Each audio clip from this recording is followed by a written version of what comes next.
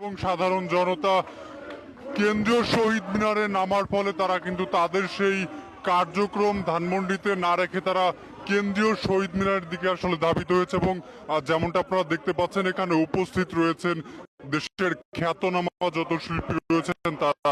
এই মুহূর্তে আপনারা দেখতে পাচ্ছেন এখানে উপস্থিত আছেন প্রিন্স মাহমুদ সহ অন্যান্য যেই বিখ্যাত শিল্পী রয়েছেন তারা কিন্তু আসলে সামনের সারিতে অবস্থান করছেন। এবং আপনারা যেমনটা জানেন যে সারা দেশ কিন্তু আসলে এই মুহূর্তে বসে রয়েছে সাধারণ ছাত্র সমাজের পাশে, কিন্তু সাধারণ যেই জনগণ রয়েছে তারাও